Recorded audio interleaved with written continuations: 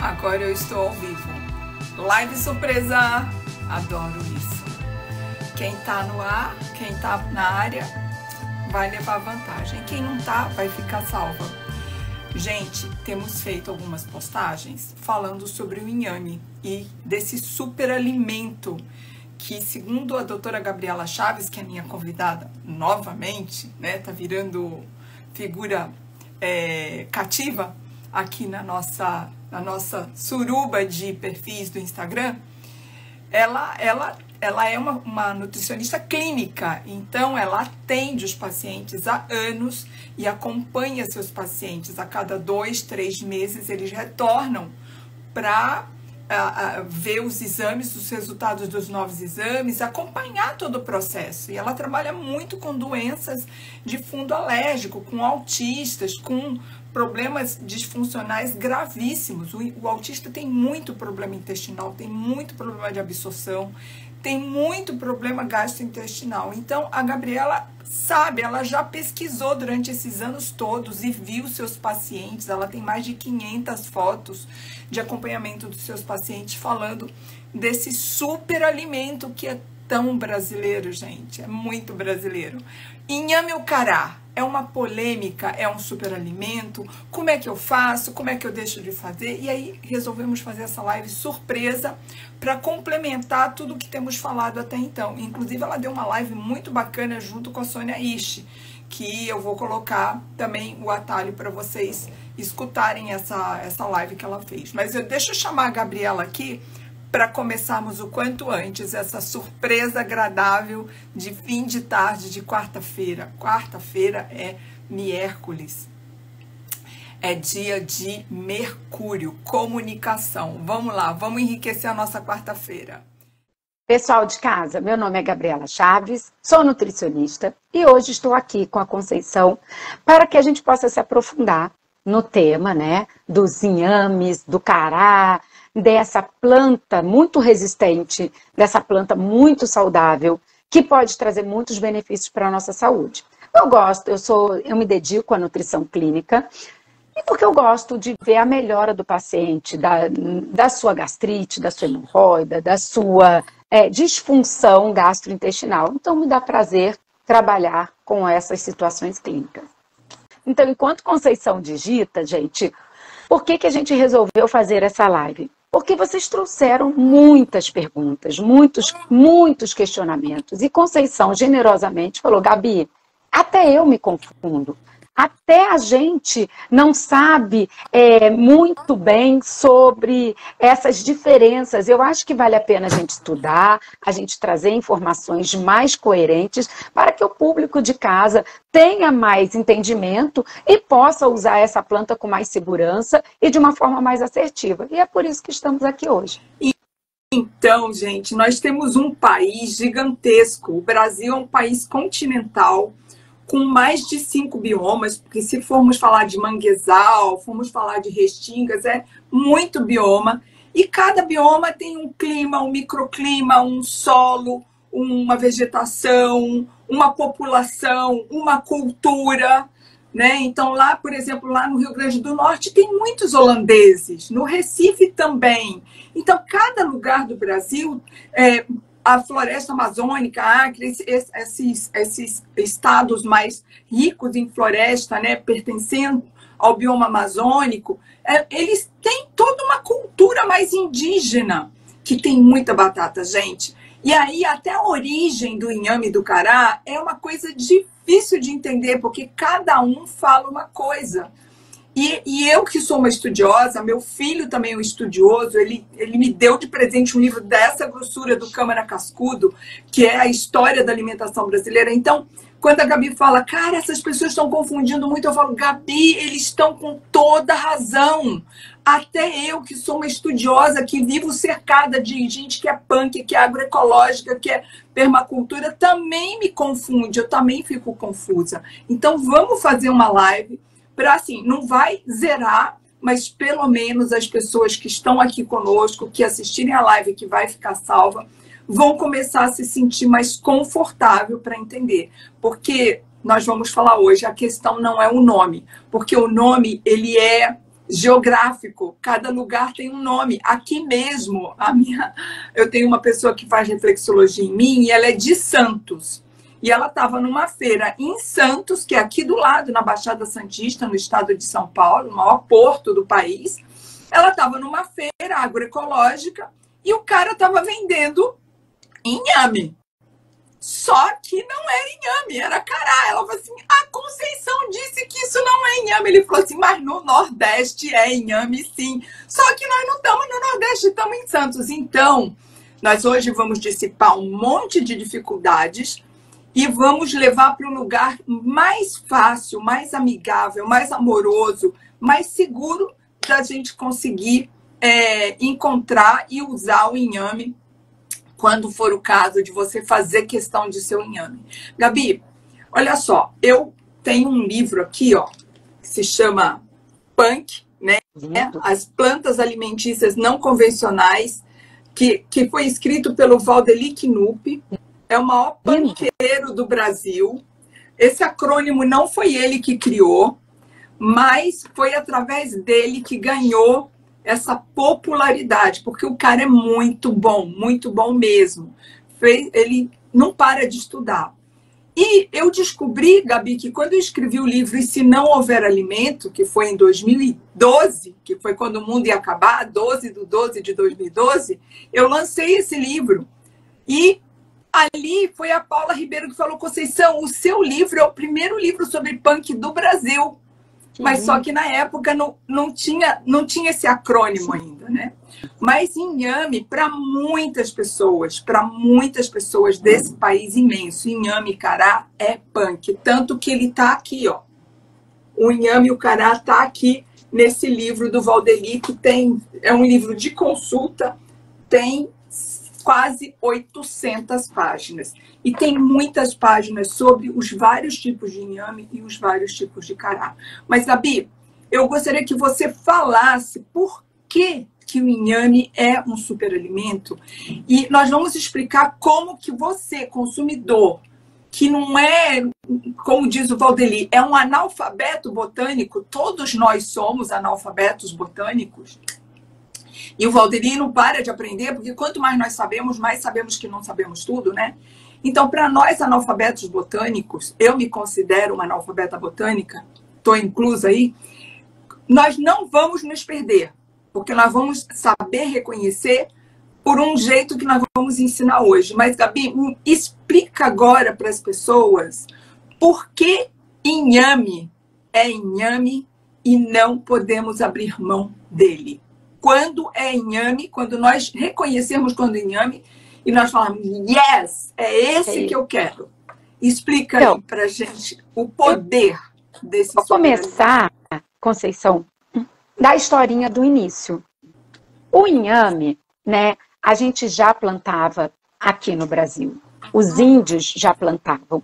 Só que o nome do inhame aqui no Brasil era colocácea.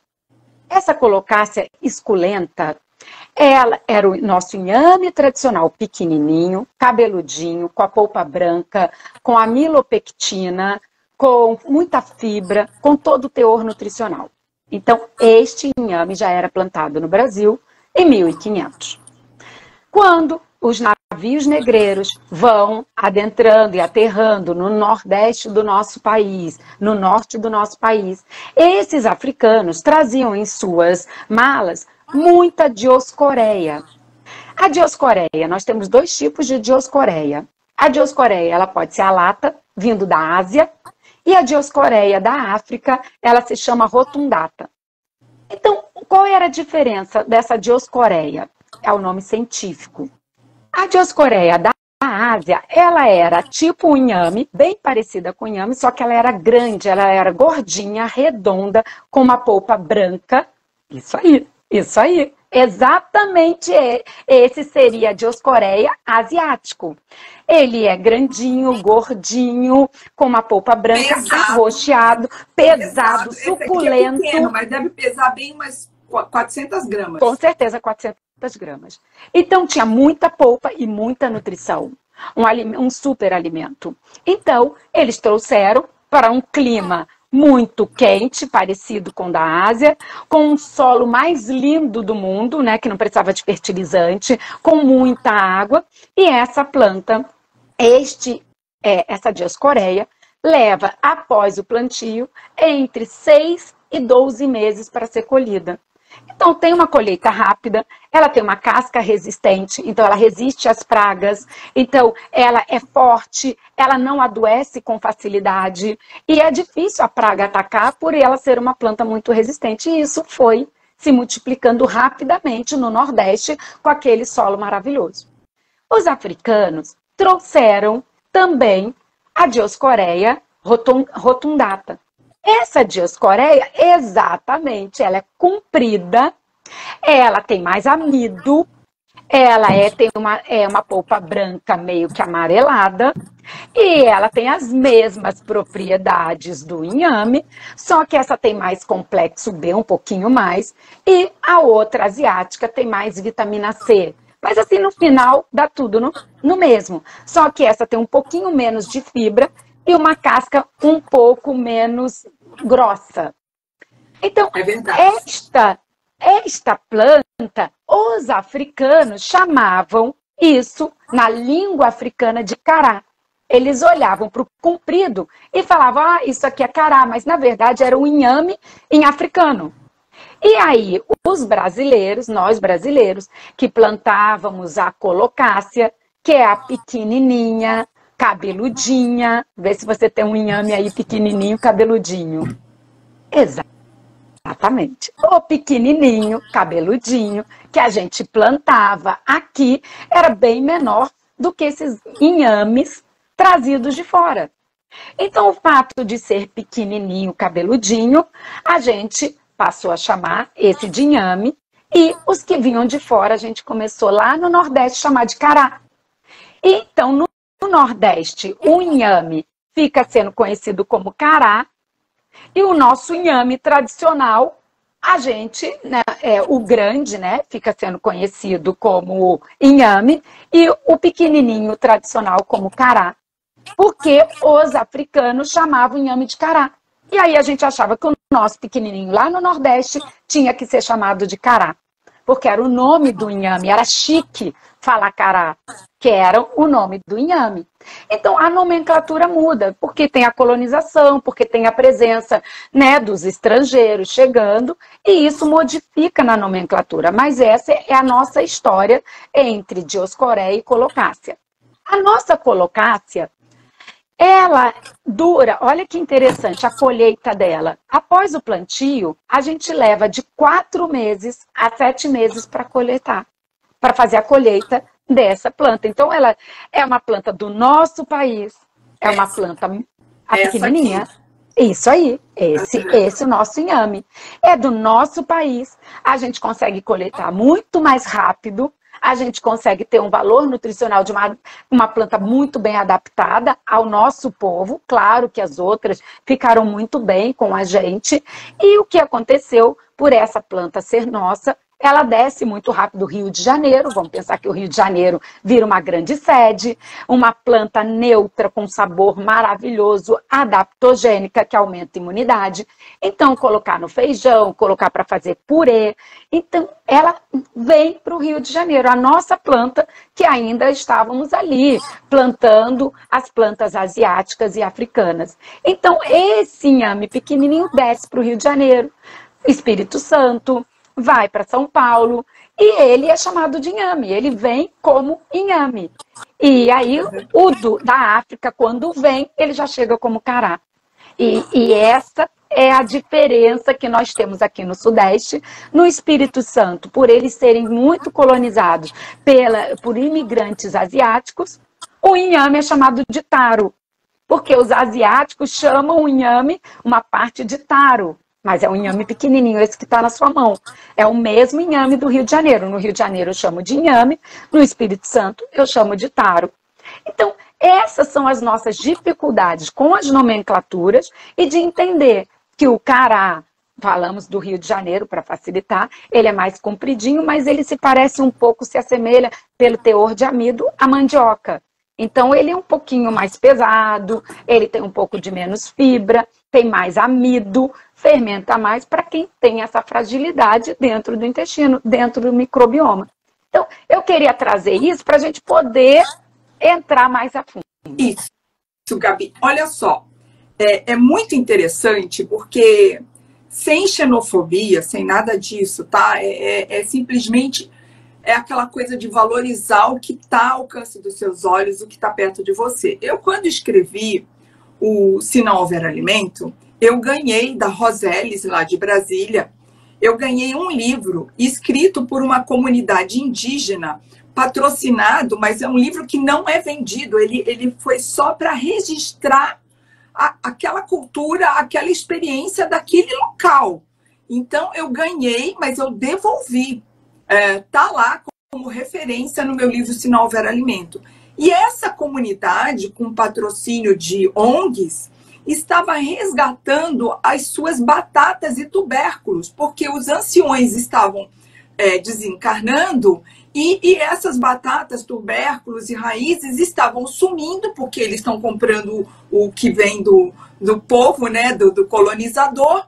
Isso estava sendo desvalorizado, foi sumindo, e aí essas ONGs patrocinaram eles para tentar resgatar essas batatas, tubérculos e raízes e ver se conseguiam multiplicar, porque muitas eles já nem encontravam mais. E aí eu ganhei emprestado esse livro e lá tem os inhames. Inclusive, o indígena não chama inhame de inhame, é N, um tio em cima do N, A-M-E. Eu vou escrever aqui, ó. Sabe por que eles chamam assim? Porque no mundo todo se chamam inhame de ian, ian mexicano. Então, não existe diferença para qualquer lugar no exterior de inhame, de cará. Para eles só existe ian.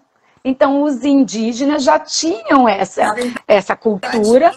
É a origem dele, a ancestralidade deles. E aí eu vejo indígenas que são do bioma amazônico e do bioma do cerrado, porque a oceânica e amazônico tem uma hora que tangenciam. Então, eu falo, cara, tudo bem, o inhame tem uma linha que diz que o inhame veio da África, outra que veio da Ásia.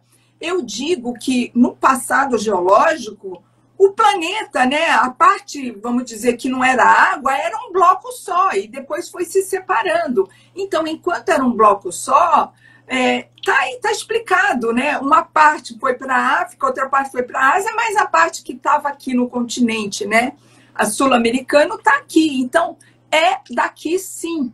Agora, vamos ajudar esse povo a entender, porque quando explicamos, só de explicar as pessoas já ficam confusas, porque lá no Nordeste o cará se chama inhame e o inhame se chama cará. Aqui no Sudeste o inhame se chama inhame e o cará se chama cará. Mas qual é a diferença, gente? Falando de superalimento, o que é inhame mesmo, que é esse aqui, que é o originário do nosso continente sul-africano, ele tem esses anéis, tá vendo? Esses anéis, ele tem esse pelinho. Esse aqui é do Espírito Santo, esse aqui é de São Paulo. O Espírito Santo tem o inhame um pouquinho maior, tem até maiores que esse, mas eu consigo aqui em São Paulo, aqui no Guarujá, eu consigo comprar todos esses. Então, o que acontece? Quando eu cozinho o inhame... Agora chegou a hora, hein? Quando eu cozinho o inhame, e a Gabi vai ensinar como que se cozinha, e tem que cozinhar, gente, porque tanto o inhame como o cará tem muito ácido... qual é o nome? Oxálico. Oxálico. Tem muito ácido oxálico. Então, quando você manipula ele ou come ele cru, aquele ácido oxálico ele funciona como alfinetinhos, são cristais pontiagudos que podem machucar a sua glote, pode causar irritação, tem pessoas até que pode fechar a glote.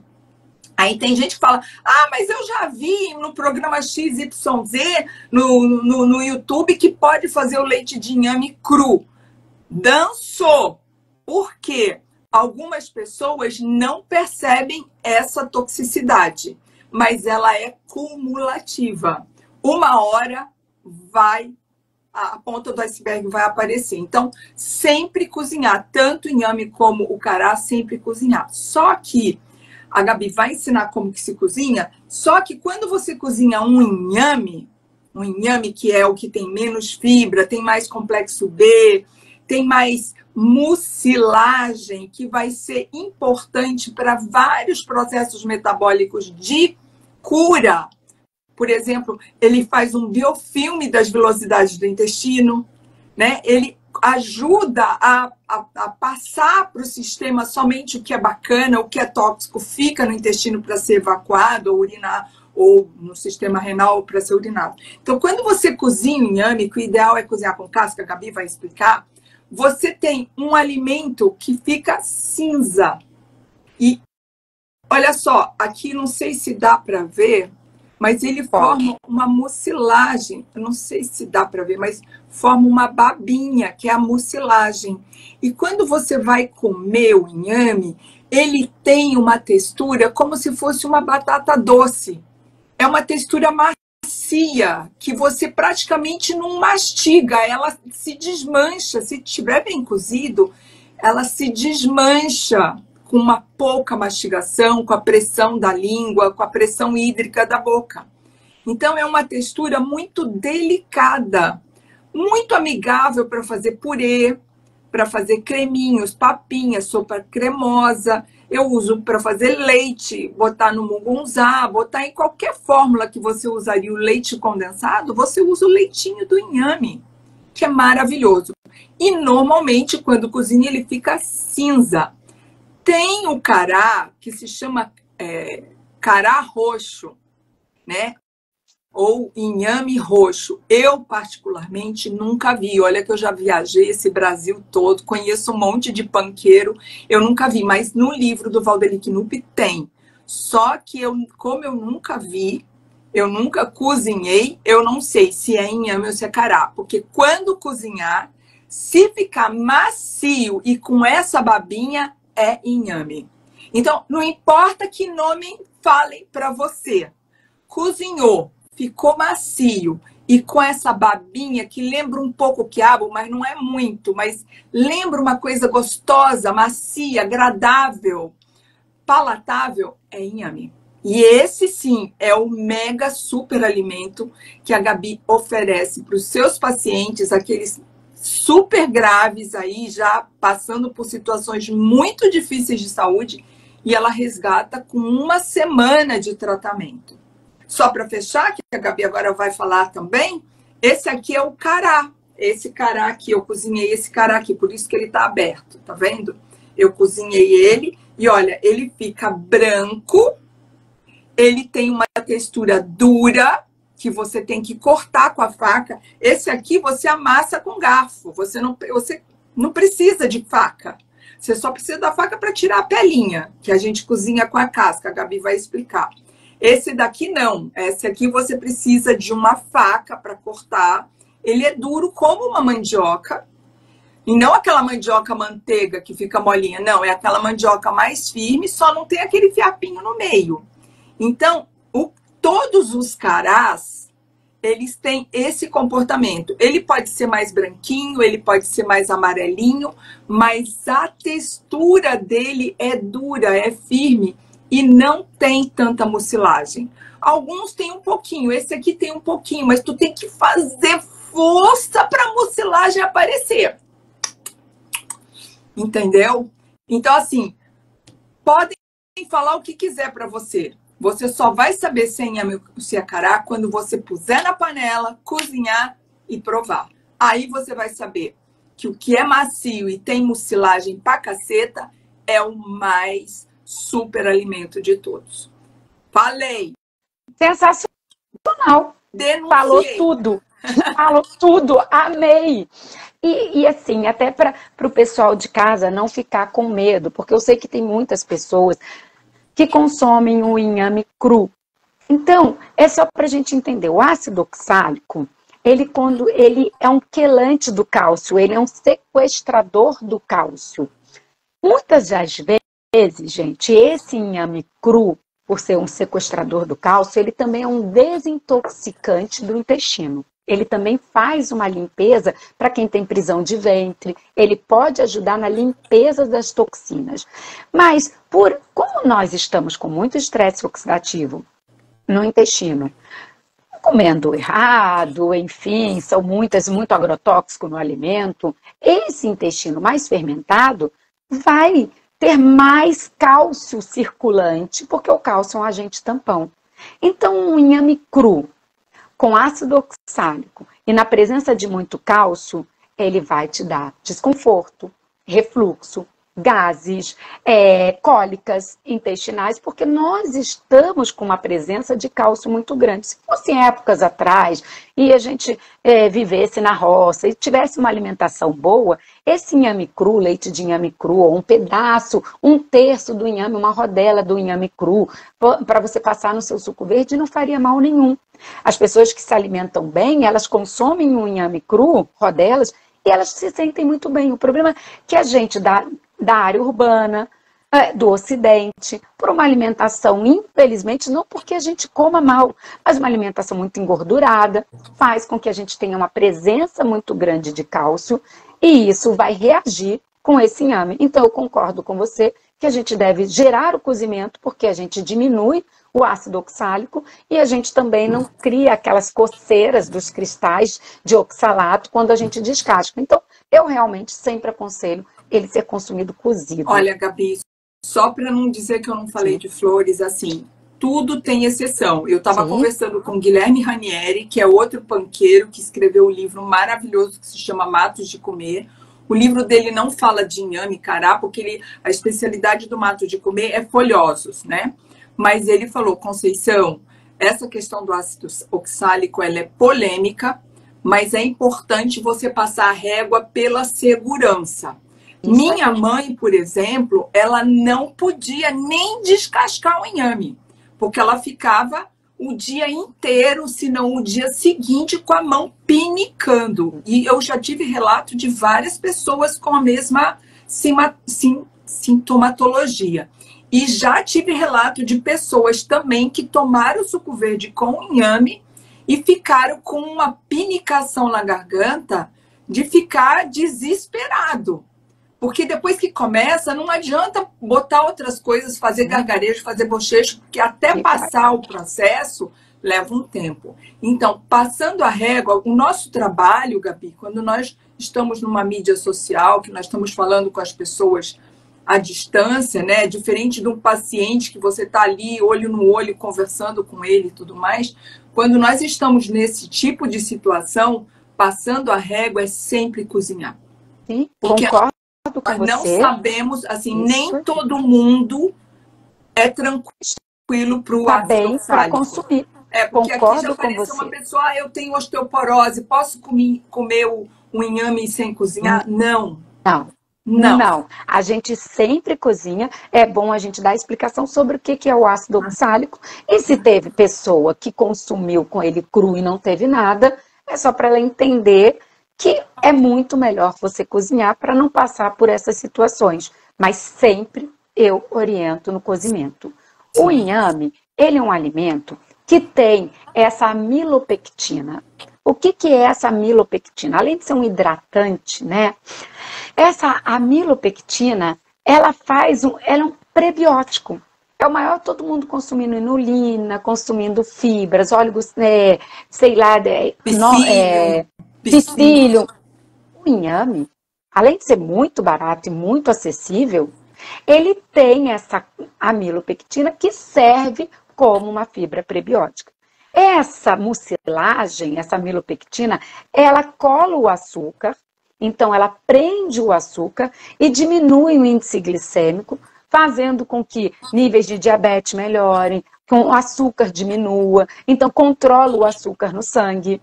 Também essa amilopectina, ela tem uma ação, claro, né, de prender o colesterol e diminuir, né, prende a gordura e diminui esse colesterol, melhorando até o nosso sistema cardiovascular. Também tem uma ação que, assim, de limpeza dos nossos epitélios. É porque ela é estimular... adstringente. Exatamente. E as toxinas, elas ficam no tecido gorduroso. Então, como ela é adstringente, ela funciona como um detergente. Exatamente isso. Exatamente isso. E ela faz uma ativação do GLP-1. Todo mundo pensando no Ozempic, ela automaticamente, por ser uma fibra prebiótica, alimenta as bactérias do bem, estimula os nossos receptores que vão liberar o hormônio GLP-1, sacietogênica, e trabalha no controle da insulina, porque a cabeça do pâncreas fica dentro do intestino. Então, assim, essa mucilagem, dentro desse inhame, nós também temos duas substâncias assim, extremamente importantes para toda a parte da menopausa, para a parte hormonal, para a parte adaptogênica imunomoduladora, que é a diogenina e a saponina. Então, a diogenina, além da função anti-inflamatória, antioxidante, a diogenina ela tem essa receptividade pelos receptores de estradiol, gerando vasodilatação, liberando serotonina, dopamina, melhorando o libido. Então, ela faz esse papel melhorando TPM, melhorando cólicas das meninas antes da menstruação. Então, a diogenina é fantástica. Só que a gente também tem, além a saponina. E aí você perguntar, Gabi, o que a saponina faz? A saponina é isso que você falou, é o detergente, porque ela é hidrossolúvel tanto em água, ela é solúvel tanto em água quanto em gordura. Isso. Então, ela faz um sabão. A tensão superficial entre água e óleo. Então, ela permite que o que está lá no tecido adiposo, que fica lá preso, encapsulado como toxina, ela vai lá, quebra a tensão superficial e mobiliza para o sistema líquido e hídrico que vai sair pelas fezes, vai sair pela urina. Isso aí. A saponina, em excesso, ela é tóxica, mas o quanto que ela tem no inhame, ela é perfeita. Inclusive, quando nós fizemos aquela live sobre o Hormona, que é um modulador hormonal criado por mulheres, né, aqui do bioma amazônico, que tem o urucum, mas também tem o inhame. E também a diogenina do inhame, né? Exatamente. Então, olha que alimento, gente. E aí nós ficamos fascinados com batata inglesa, com batata não sei o quê, com batata portuguesa. Cara, nós temos o inhame. Que é muito rico. E inhame, e que limpa, né, os nossos radicais livres, porque ele tem essa mucilagem, esse polissacarídeo, alimenta muito bem as nossas bactérias, nossos lactobacilos, que bem alimentados melhoram o nosso processo digestivo. E por ter essa saponina, aumenta as nossas defesas, porque isso é uma substância da planta de defesa. Então ela modula o nosso sistema imunológico, despertando o sistema e o sistema mais responsivo, mais modulado, menos agressivo, trabalhando de forma melhor. E as vitaminas A, D, E e K, que são vitaminas lipossolúveis, têm uma melhor absorção, porque é uma melhor entrada pelo inhame. Então, assim, é muita riqueza num alimento só, barato, brasileiro, acessível e neutro, que pode, meu filho não vai comer, enfia no feijão. Colocou no feijão, não tem gosto de nada. Colocou no suco, pedacinhos de inhame cozido, num suco de laranja, num suco de morango, deixa ele até mais cremosinho. Fica cremosa, fica um smoothie. Isso, né? Isso aí. Porque antigamente eu falava, smoothie só dá para fazer com fruta cremosa. Não, você pode fazer com morango e botar um inhame. E viram. Porque smoothie em inglês significa vitamina cremosa. E aí, cara, botou um inhame, ficou tudo cremoso. E, Gabi, é muito importante saber que você pode comer o inhame. Eu gosto do inhame assim, sabe? Maiorzinho, porque eu corto em rodelas. E aí, você vai explicar como eu cozinho, hein? Aí eu cozinho, tiro a pele, ponho só um pouquinho de sal e como se fosse bolacha, gente. É um orgasmo. Mas você pode fazer como base de canapé, como base de mini pizza. Eu não posso comer glúten, eu não posso comer pizza. Olha só a base da sua pizza. Maravilhosa. Mas, Gabi, fala pra gente qual é a forma correta de cozinhar o inhame. Ou o inhame ou o cará, porque, gente, olha, o inhame é melhor, mas comer cará também é bom, tá? Nada contra. Exatamente. Só que, por exemplo, para uma criança, né, com autismo de grau elevado, com o intestino muito comprometido, o leite de cará não é tão benéfico como o leite de inhame. Mas como se cozinha o inhame, Gabi? Qual é a forma correta? Em vários estudos e aplicando, porque eu acho que assim, o interessante da gente orientar é a gente atender o paciente, porque o paciente ele faz tudo errado que você falou, graças a Deus, e você aprende com ele. Aí no final você fala que você sabe. Então assim, muitas das vezes, as mães, por falta de tempo, elas começaram a cozinhar, e eu aprendi, né, com elas, cozinhar o inhame com casca. E esse inhame com casca cozido, eu via a melhora nos marcadores laboratoriais das crianças que consumiam o inhame cozido na água com casca do que as mães que tinham tempo para descascar. E as mães que iam descascando falavam da coceira nas mãos e eu comecei a falar, tem um monte que cozinha com casca. Só que eu via a melhora muito mais rápida dos pacientes que estavam consumindo esses inhames com casca, cozidos com casca, e eu fui estudar, entender por quê. E ali no estudo, eu pude perceber que o inhame tem muito complexo B, principalmente a vitamina B3, a nicotinamida. E aí, quando você cozinha na panela o inhame descascado em água, aquelas vitaminas hidrossolúveis, porque as vitaminas do complexo B, elas são solúveis em água, elas se dissipavam na água. E muitas das vezes as mães desperdiçavam, descartavam essa água do cozimento, ficando com um produto menos nutritivo e não tinha aquele efeito das outras que cozinhavam com casca e mantinham todos as suas propriedades nutricionais ali dentro do inhame. Claro que se você for cozinhar com casca, por favor, dispense o cozimento, aquela água, porque você cozinhou com a casca e, como a gente mesmo falou, tem propriedades antinutricionais. Então, o ideal é a gente dispensar. A casca mantém o inhame branquinho, eu fiz experiências, cinza, né? Eu fiz experiências e até 7 dias eu deixei, né, para fazer uma geladeira fechada, bem acondicionado no tapué. Então, quando eu tirava a casca, ele mantinha a característica toda organoléptica por 7 dias e a casca fazia com que ele durasse mais. E aí eu poderia usar para fazer leite, para fazer purê, para colocar no suco. Então, eu conseguia ter uma diversidade maior quando eu cozinhava ele com casca. Gabi, eu posso cozinhar ele no vapor? Sem a água? Perfeito, maravilhoso. Você vai descascar e vai cozinhar ele no vapor. Posso cozinhar com casca no vapor? Claro que pode.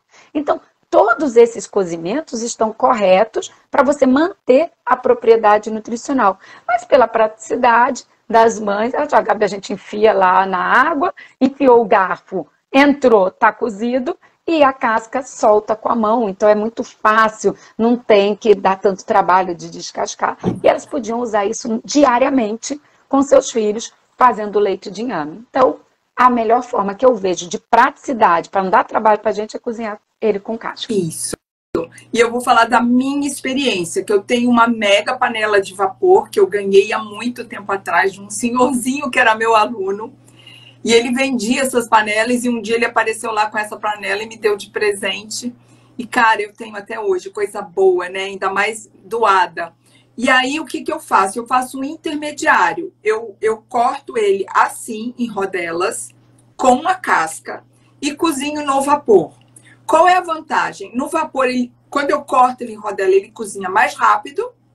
Então, eu encontrei um meio de campo, porque eu cozinho bem mais rápido.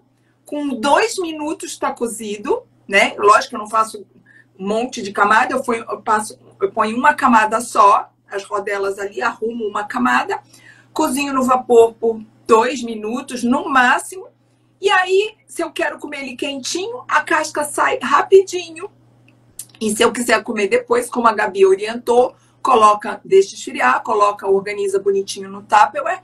E aí, quando você for usar, você tira a casca. Alguém perguntou, tira a casca? Óbvio, gente, essa casca é horrível, ela é indigesta. Mas qual é a vantagem? Quando você vai descascar o inhame, mesmo que você não tenha alergia, ele escorrega, gente. e escorrega pra caramba. Então você fica ali brigando com o inhame que você vai picar e aí ele sai pra lá, vai pro teto, vai pro chão.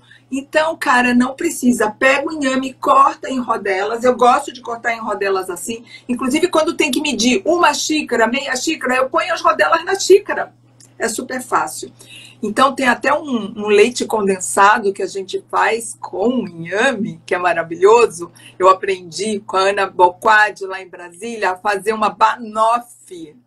Caraca, um biscoito é de semente de baru, que é lá do Cerrado, né? Porque ela é especialista em usar as coisas do bioma onde ela tá. Isso é o ideal. Então, ela fez um biscoito com farinha de baru e fez um leite condensado com inhame, cara, e tâmara. Meu Deus do céu, que orgasmo! Inesquecível. Então, gente, é isso. Cozinhou, você vai saber se é inhame, se é cará. Eu comprei esse cará aqui só para mostrar, porque tem gente que fala assim, não, o inhame tem pelo e o cará não tem. Mas você sabe que a natureza sempre arranja as exceções, né? Olha esse cará aqui cheio de fiapo. Então, assim, dizer que tem pelo ou não tem pelo também não define. O que é certo mesmo é que o inhame, ele tem uma pele indescritível. Ele tem esses anéis, esse pelo tá aqui, ó. É que eu já andei tirando, ó. E quando você pega na gôndola, muito do pelo já saiu. Mas ele tem pelo sim. A casca dele é mais frágil, mas ele é muito resistente. E o cará, normalmente tem uma pele mais marrom. E ele tem tamanhos mais robustos. Você não consegue um cará pequeno ou leve. Você vê, esse daqui é menor, mas ele pesa umas 400 gramas. Agora, aqui em São Paulo, o que é mais comum é esse aqui, que parece até um rim. Ele é muito bom para o sistema renal, sabe, Gabi? Muito bom. Muito bom para o sistema renal. Então, é bom para tudo, né? Era isso. Gabi, você quer falar mais alguma coisa? Então, que a gente eu quero dizer... fazer uma live de 15 minutos. Para tirar, mas a gente vai, né? Se deixar, a gente vai. Nós ainda não, na verdade, eu vou trazer para o pessoal de casa só um pouquinho da tabela nutricional do inhame. Por exemplo, esse inhame que a Conceição pegou de 400 gramas. Geralmente, quando vocês olham a tabela nutricional, fala em 100 gramas. Não fala de um inhame, mas sim de uma porção de inhame. Então, um de 400 gramas tem 2 miligramas de ferro. Tem muito ferro no inhame. O ferro é um agente que transporta o oxigênio para o nosso organismo. E a gente precisa, criança de 7 miligramas, adulto de 8 miligramas. Então, a gente está falando de um inhame. Vocês colocando na refeição de vocês, a gente não está falando dos verdes escuros, a gente só está falando do inhame. 2 miligramas é muita coisa em ferro. Ele tem também 816 miligramas a cada 100 gramas de inhame de potássio. E se a gente pensar que o potássio é importantíssimo para a digestão, o potássio para a bomba só de potássio e para formar as nossas plaquetas. Então, assim, tem muita saúde nutricional e a vitamina C. Um inhame pequenininho de 200 miligramas tem, aí, que linda, 34 miligramas de vitamina C. Ele tem muita vitamina C, então é um grande antioxidante. Ativa as nossas enzimas. E aí a gente tomando tanta vitamina C com ácido ascórbico, e a gente precisa de 75 ao dia. O inhame tem 34. Então, assim, ele tem um valor nutricional impecável, que é para estar em tudo. E não gosto, faça outra coisa. Faça a manteiga, o requeijão de inhame, a pizza de inhame. Tem várias formas da gente se beneficiar. E para hemorroidas, doenças intestinais, 30 dias consumindo todos os dias o inhame. Depois volta aqui para conversar comigo, com a Conceição, e conta para a gente o que vocês acharam. Várias perguntas eu li aqui, uma delas foi a Silvia, perguntou quantas vezes consumir, qual é a frequência. Eu diria que o ideal seria todo dia, né? Eu consumo todo dia e assim, eu sonho com inhame. Eu acordo de manhã, eu já fico pensando a hora que eu vou comer meu inhame. Eu como assim, gente, eu faço a bolachinha, só ponho o meu sal integral e como. Às vezes eu como ele na versão doce. eu pego uma manteiga bioporã ou uma tâmara mesmo, que eu só abro assim, ponho em cima e como. Mas o ideal seria uma vez por dia. Porém, uma pessoa falou aqui, cara, o inhame está custando R$ 15 o quilo. É muito louco, gente, porque é só nós começarmos a falar de uma coisa boa que, eu não sei, eu fico, por um lado eu fico feliz de saber que nós somos influencers, né? Mas é só nós falarmos que uma coisa é boa que aquilo começa a ficar caro. Eu estava comprando inhame por R$ 5 o quilo. E ele é um alimento que rende, porque a pele, você tirou a pele, você nem descasca, você tira a pele, então ele rende. Mas realmente o inhame está custando, aqui no Guarujá, está custando R$ 15,90 o quilo. No dia da feira, né, no dia da xepa, ele está custando R$ 9, mas assim mesmo é caro. Porém, o cará, que a gente está falando que não é tão bom, ele está mais barato. Mas, olha só, é importante nós lembrarmos que raízes, tubérculos, batatas, eles são mais abundantes no inverno, né? No outono e inverno. No verão, na primavera e verão, o que mais abunda, teoricamente, que é a dinâmica da biodiversidade da natureza, são as frutas, porque nós precisamos de mais água, de um alimento mais frugal. As raízes, tubérculos, são alimentos mais densos. Mesmo o inhame não tendo muito amido, ele é um alimento mais denso, mais energético, enquanto que as frutas são mais frugais. Então, é natural que durante o verão e a primavera, essas raízes fiquem um pouco mais caras, mais raras e tudo mais. Meu convite, plantar. É super fácil de plantar, gente. Olha só, já vem brotado. Tu corta essa parte aqui, põe num vasinho, numa terra. Lógico que não é uma planta de vaso, porque ela tem que se multiplicar. Mas quem tiver um quintalzinho, um terreninho, plantar vai valer a pena. E aí, quando chegar no próximo outono e inverno, você vai ter inhame para dar e vender, porque ele é muito próspero. E a outra pergunta que fizeram aqui é se eu for fazer um leite de inhame, basta branquear ou eu tenho que cozinhar? Gente, branquear é uma coisa que você tem que descascar. Eu ensino a branquear o inhame. Você descasca, corta em cubinhos, porque o branqueamento é um processo rápido, de 30, 60 segundos. Então, eu descasco, corto em cubinhos, cubro com água, cozinho por 60 segundos e já ponho para fazer o leite. Desvantagem: a água do cozimento vai junto. Posso tirar? Pode tirar. Mas é isso, dá para fazer o leite só branqueado. Mas essa técnica do vapor, ela é maravilhosa, porque você vai gastar 2 minutos e você vai ter o alimento mais integral, porque você vai cozinhar com a casca. Então, se você tiver com pressa e tiver alguém para descascar que não é alérgico, vale branquear. Mas se você puder fazer no vapor, eu prefiro. E a última pergunta que eu li aqui é: qual é a validade do leite de inhame? Olha só, validade é uma coisa bem complicada de falar, porque depende da higiene, depende de várias variáveis, né? Então, eu gosto de pensar, principalmente quando você está falando de pessoas dodói, né, de autistas, de pessoas com quadros graves de desbiose, né, de problemas gastrointestinais, eu gosto de fazer fresco.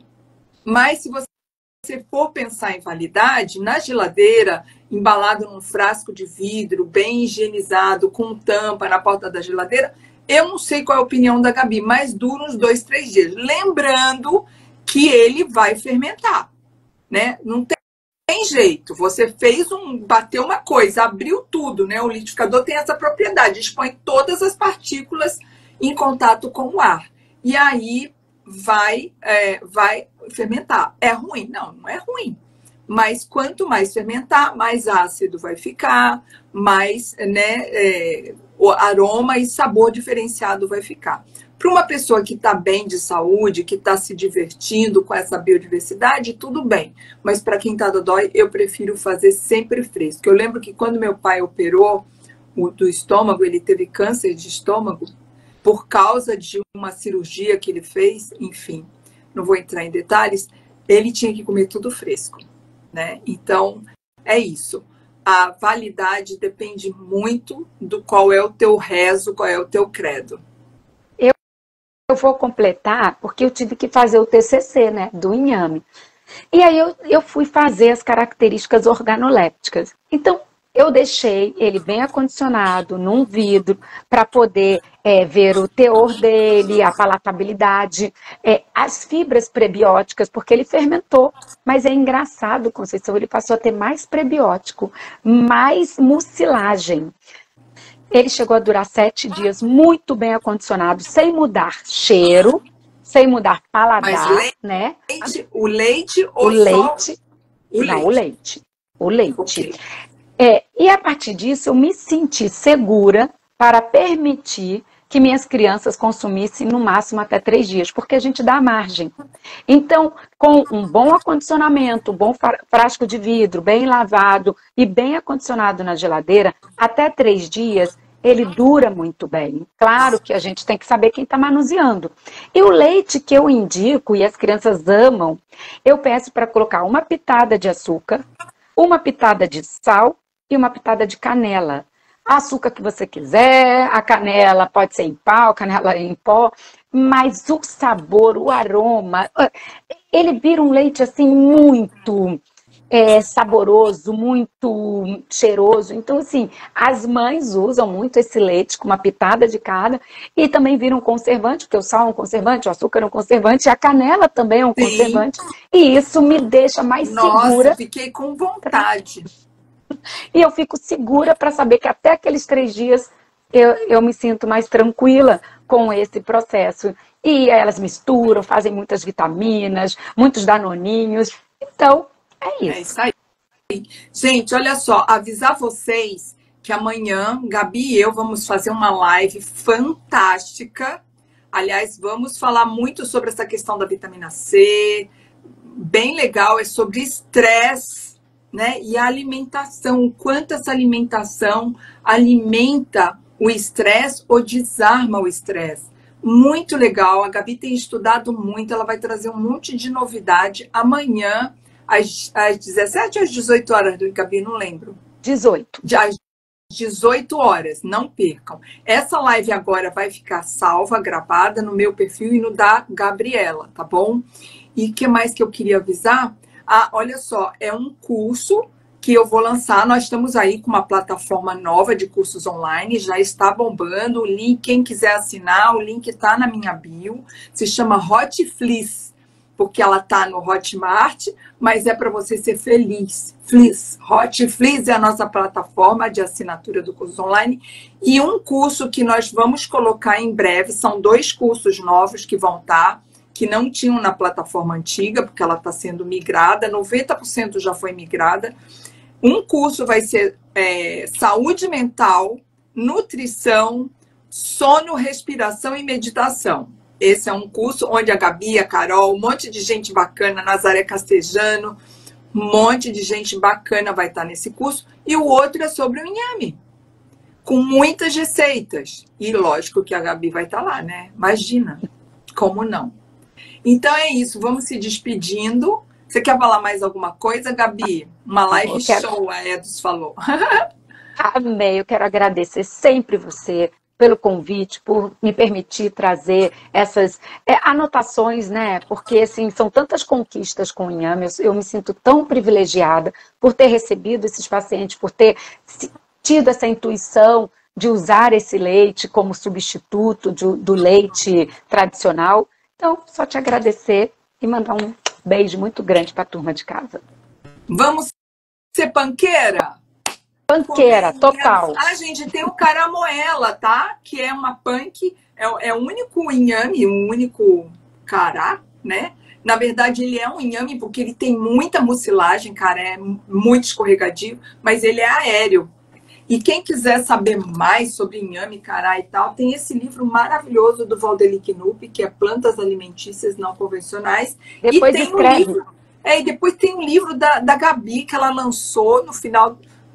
Foi no começo desse ano, lá em Porto Alegre. Você lançou depois no Congresso do Câncer, que é a Nutrição do Futuro. Também está disponível para venda no link da nossa bio, está lá na nossa loja virtual. Então, gente, é isso. Vamos comunitar, né?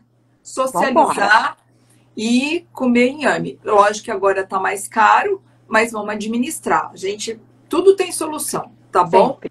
Um beijo no coração. Agora eu vou ficar offline porque eu tenho que salvar tudo isso. Beijo. Beijo, turma de casa. Até amanhã. Até amanhã, às 18 horas. Se você gostou desse vídeo, por favor, inscreva-se no nosso canal para estar recebendo todas as postagens que nós fazemos com uma certa frequência. E também dá um like. Clica no sininho, porque isso vai nos ajudar a crescermos juntos. O bacana do crescimento não é solitário, é incluindo e estamos na prosperidade, na abundância, no aprofundamento juntos. Bora! Inscreva-se no nosso canal. Arro!